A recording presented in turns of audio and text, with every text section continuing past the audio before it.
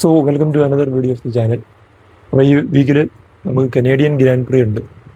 Canadian grand പ്രീക്ക് മുൻപായിട്ട് പറയുവാണെങ്കിൽ ടീംസിൻ്റെ എല്ലാ ഡ്രൈവേഴ്സിൻ്റെ കാര്യമൊക്കെ പറയുവാണെങ്കിൽ ഏറ്റവും ഫേവറേറ്റ് കഴിഞ്ഞ വർഷത്തെ കനേഡിയൻ ഗ്രാൻഡ് പ്രീ വിൻ ചെയ്തത് ജോർജ് റസലാണ്. അതിനു മുമ്പ് ജോർജ് റസൽ പോൾ പൊസിഷൻ ഉണ്ടായിരുന്നു, പക്ഷേ P1 ഉണ്ടായിരുന്നത് മാക്സ് ആണ്. അന്ന് മഴ പെയ്തിട്ട് കുറച്ച് ടെക്നിക്കൽ പ്രശ്നങ്ങളൊക്കെ ഉണ്ടായി. സോ ഈ വട്ടവും ഒരു ഫേവറേറ്റ് എന്ന് പറയുന്നത് മെഴ്സിഡസ് തന്നെയാണ്. അപ്പം ജോർജ് ആയിരിക്കും കിമി ആയിരിക്കുമെന്ന് പറയാൻ പറ്റത്തില്ല, കാരണം രണ്ടുപേരും നല്ല ഒരു ഫോമിലാണ്. പിന്നെ പറയാനുള്ളതെന്ന് വെച്ച് കഴിഞ്ഞാൽ ഈ സീസൺ സ്റ്റാർട്ട് ചെയ്തപ്പം എല്ലാവരും വിചാരിച്ചു മെഴ്സിഡസ് ഡൊമിനേറ്റ് ചെയ്യുന്നത് ഓൾറെഡി ഉറപ്പായിരുന്നു ഈ പ്രീ സീസൺ ടെസ്റ്റിംഗ് ഒക്കെ കണ്ടപ്പോൾ. പിന്നെ ജോർജ് ആയിരിക്കുമോ കിമി ആയിരിക്കുമോ എന്നൊരു ഡൗട്ട് ഉണ്ടായിരുന്നു.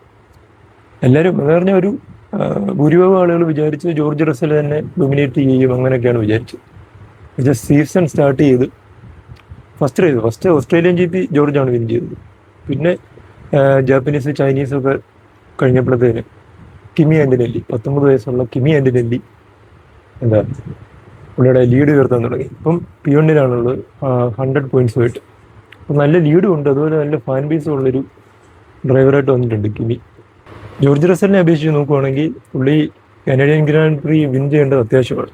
കാരണം കുറച്ച് റൗണ്ടോടെ കഴിയുമ്പോഴത്തേന് പിന്നെ ട്രാൻസ്ഫറിൻ്റെ കാര്യമൊക്കെ വരാൻ സാധ്യതയുണ്ട്.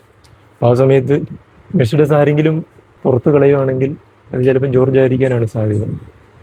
അപ്പം ജോർജ് റസൽ കനേഡിയൻ ഗ്രാൻഡ് പ്രീയിലും ഇതിലൊന്ന് പ്രൂവ് ചെയ്താൽ മാത്രമേ ആ ഒരു ചാൻസ് കിട്ടത്തുള്ളൂ.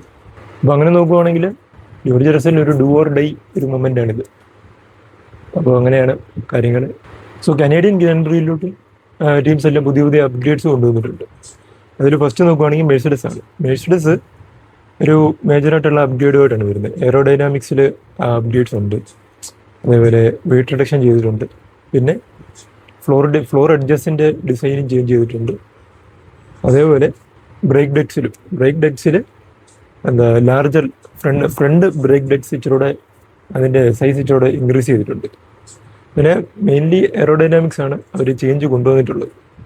പിന്നെ മെഴ്സിഡസിൻ്റെ ഏറ്റവും ആർച്ച് എനിമീസ് ആയിട്ടുള്ള മെക്ലാരൻ, അവരുടെ കസ്റ്റമർ ടീം തന്നെ, അവരും മേജറായിട്ട് അപ്ഗ്രേഡ് കൊണ്ടുവരുന്നുണ്ട്. അവർ നല്ലതായിട്ട് അപ്ഗ്രേഡ് കൊണ്ടുവന്നിട്ടുണ്ട്. കാരണം മയാമി GP നമ്മൾ കണ്ടതാണ്, ലാൻഡോയും ഓസ്കറും അടിപൊളിയായിട്ട് പെർഫോം ചെയ്തിട്ടുണ്ടായിരുന്നു.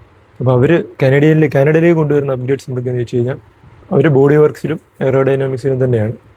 അവർ ഓൾറെഡി എൻജിൻ കാരോട് നൈസായിട്ട് ട്യൂൺ ചെയ്തെടുത്തു. അതുകൊണ്ട് പവർ യൂണിറ്റിൻ്റെ സൈഡിൽ നിന്നും ഒത്തിരി ഇഷ്യൂസ് വരാൻ സാധ്യതയില്ല. അപ്പോൾ അവരും അപ്ഗ്രേഡ്സ് കൊണ്ടുവന്നിരിക്കുന്നത് എയറോഡൈനാമിക്സിൻ്റെ സൈഡിലാണ്. റിയർ വിങ്സിൽ റിയർ ഫ്ലാപ്പിലും അതുപോലെ എൻ പ്ലേറ്റ്സിലും ചേഞ്ചസ് കൊണ്ടുവന്നിട്ടുണ്ട്. ബീം വിങ് അറിയാലോ, അത് എൻ പ്ലേറ്റിൻ്റെ, അതായത് റിയർ വിങ്ങിൻ്റെ മൂന്നാമത്തെ, അതായത് ഫ്ലിപ്പ് ചെയ്യുന്ന അതല്ല, അതിൻ്റെ താഴെയുള്ളതിനാണ് ബീം വിങ് എന്ന് പറയുന്നത്. അപ്പോൾ അതിനും കുറച്ച് ചേഞ്ചസ് കൊണ്ടുവന്നിട്ടുണ്ട്. അപ്പം മെക്ലാരൻ പപ്പായ ബോയ്സിൽ നിന്ന് നല്ലൊരു ഫൈറ്റ് തന്നെ പ്രതീക്ഷിക്കാമെന്ന് തോന്നുന്നു.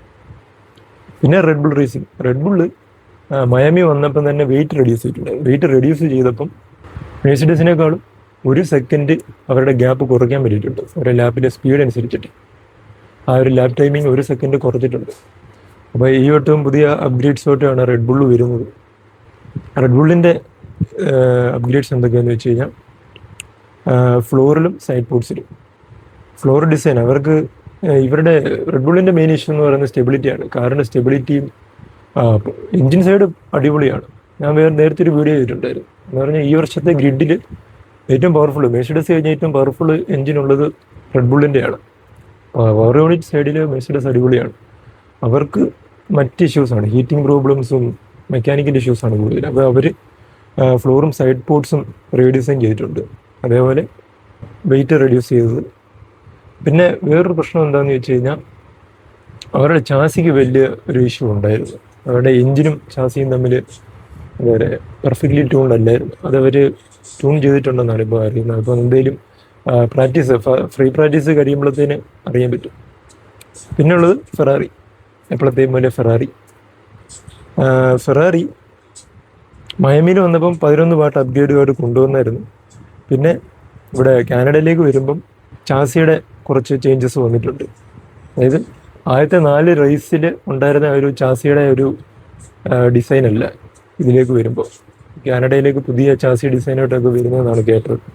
അപ്പോൾ എന്തായാലും ഫെറാറി കഴിഞ്ഞ മയാമി ഗ്രാൻഡ് പ്രിയിൽ നല്ലതായിട്ട് പെർഫോം ചെയ്യുന്നുണ്ടായിരുന്നു ചാൾസും. പിന്നെ അവസാനം അവരാ ഒരു സ്ട്രാറ്റജി മിസ്റ്റേക്ക് ചെയ്ത്. അപ്പം നോക്കാം എന്തായിരിക്കും, എങ്ങനെയായിരിക്കും കാനഡയിൽ ടീംസിൻ്റെയൊക്കെ പെർഫോമൻസ് എന്ന്. ഈ സീസൺ ഒരു എനിക്ക് തോന്നുന്നു മോസ്റ്റ്ലി R&D നടക്കാൻ പോകുന്നു. എല്ലാ ടീമുകളും പുതിയ റെഗുലേഷൻ അനുസരിച്ച് റിസർച്ച് ചെയ്ത് ഡെവലപ്പ് ചെയ്ത് ഓരോ ട്വിക്കിംഗ് ഒക്കെ കൊണ്ടുവന്ന് അവർ സെറ്റാക്കി എടുക്കത്തേ ഉള്ളൂ. അത് ഞാൻ നേരത്തെ ഒരു വീഡിയോ ചെയ്തിട്ടുണ്ട്, ഈ ഇവരുടെ ഒരു ബിസിനസ് സൈഡ്. അതേ എല്ലാവരും സംസാരിക്കുന്നുണ്ട് അതിനെപ്പറ്റി. മീൻസ് നമ്മൾ ഈ വില പേശുന്ന പോലെ അവർക്ക് 60-40 ആയിരുന്നു വേണ്ടത്. അപ്പം അതിനുവേണ്ടി അവർ 50-50 കൊണ്ടുവന്നിട്ട് 60-40 ആക്കി. അങ്ങനെ രീതിയിലാണ് അവർ ചെയ്തത്. പിന്നെ വേറൊരു പ്രശ്നം എന്താണെന്ന് വെച്ച് കഴിഞ്ഞാൽ ഈ ഫോർമുല ഇ അവർ ഭയങ്കരമായിട്ട് പോപ്പുലറായിട്ട് വരുന്നുണ്ട്. അതുപോലെ ജനറേഷൻ 4 കാർ ഈയിടെ ഇറങ്ങിയത്, അത് ഭയങ്കര പവർഫുൾ കാറാണ്. അതിനെപ്പറ്റി ഒരു സെപ്പറേറ്റ് ഒരു വീഡിയോ ചെയ്യാൻ വേണ്ടി പ്ലാൻ ചെയ്യുന്നുണ്ട്. അപ്പോൾ അതിനെക്കുറിച്ച് എന്തെങ്കിലും ഉണ്ടെങ്കിൽ ഒന്ന് കമൻറ്റ് ചെയ്യുക.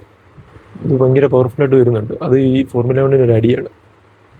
പിന്നെ ആസ്റ്റൺ മാർട്ടിൻ എന്തായാലും അവർ ആ ഒരു 1 month ടൈമിൽ കുറേ അപ്ഡേറ്റ്സ് ചെയ്തിട്ടുണ്ട്. പക്ഷെ അവർ ഇതുവരെ ഈ ഗ്രിഡിൽ കൊണ്ടുവന്നിട്ടില്ല. അതുമാത്രമല്ല ജപ്പാനിൽ അവർ പുതിയൊരു പാക്കേജ് സെറ്റ് ചെയ്തിട്ടുണ്ട്. ചിലപ്പം കാനഡ കഴിഞ്ഞു, ഇനിയും ADOയുടെ സമയമാകുമ്പോഴത്തേന് ആ ഒരു പുതിയ പാക്കേജ് വരുമെന്നാണ് പറയുന്നത്. ഇതാ നോക്കാം. അടുത്ത വർഷം തൊട്ട് നോക്കിയാൽ മതി. ഈ ഒരു റെഗുലേഷൻ അനുസരിച്ച് പോകണമെങ്കിൽ അടുത്ത വർഷം തൊട്ട് ആ ഒരു ഫോർമുല 1 പഴയൊരു പ്രതാപത്തിലേക്ക് തിരിച്ചു വരും. അത് നോക്കിയാൽ മതി. പിന്നെ BYD ഏറ്റവും പുതിയ റിപ്പോർട്ട് വന്ന BYD നമ്മുടെ ക്രിസ്റ്റ്യൻ ഹോണർ ഉണ്ടല്ലോ, റെഡ് ബുള്ളിൻ്റെ പഴയ ടീം പ്രിൻസിപ്പൾ, പുള്ളിയുമായിട്ട് ഒരു സംസാരമുണ്ട് പുള്ളിയെ ടീം പ്രിൻസിപ്പളായിട്ട് കൊണ്ടുവരാനായിട്ട്. അത് അൽപ്പൈൻ്റെ സ്റ്റേക്ക് മേടിച്ചിട്ടല്ല, പുതിയൊരു ടീമായിട്ട് കാഡിലേക്ക് ഫോർമുല 1 വന്ന പോലെ തന്നെ പുതിയൊരു ടീമായിട്ട് വരാനാണെന്നാണ് കേൾക്കുന്നത്. പുതിയ അപ്ഡേറ്റ് വന്നു. അൽപ്പൈൻ്റെ ഒരു സ്റ്റേക്ക് ടോട്ടോ വോൾഫ് മേടിക്കുമെന്നൊക്കെ ഒരു റൂമറുണ്ട്, എന്താണെന്ന് അറിയത്തില്ല. അതിനിടയിൽ അൽപ്പൈൻ്റെ ടൈറ്റിൽ സ്പോൺസർ BWE മാറിയിട്ട് ഇപ്പം മറ്റേ ഒരു ക്ലോത്തിങ് ബ്രാൻഡ് ഉണ്ടല്ലോ, ലൂയി വിറ്റോൺ ആണ് ഇപ്പം അൽപ്പൈൻ്റെ ടൈറ്റിൽ സ്പോൺസർ അടുത്ത വർഷം തൊട്ട്. അത് അപ്പോൾ കനേഡിയൻ ഗ്രാൻഡ് പ്രി നാളെ സ്റ്റാർട്ട് ചെയ്യും. അപ്പോൾ അതിനെക്കുറിച്ച് നമുക്ക് ഫ്രീ പ്രാക്ടീസ് അല്ല, സ്പ്രിൻറ്റ് വീക്കെറ്റാണ്. അതുകൊണ്ട് സ്പ്രിൻറ്റ് ക്വാളിഫയിങ് റേസിൻ്റെയും സെപ്പറേറ്റ് വീഡിയോ ചെയ്യാം. പിന്നെ മെയിൻ ക്വാളിഫയിങ്ങും മെയിൻ റേസിൻ്റെയും വീഡിയോ ചെയ്യാം. ഇതിനാണ് പ്ലാൻ ചെയ്യുന്നത്. അപ്പം നിങ്ങൾ റേസ് കണ്ടിട്ട് കമൻറ്റ് ചെയ്യണം. അപ്പോൾ നമുക്ക് അതിനനുസരിച്ചിട്ട് വീഡിയോ ചെയ്യാം. ഓക്കെ, അപ്പം അടുത്തൊരു വീഡിയോ കാണാം. ബൈ.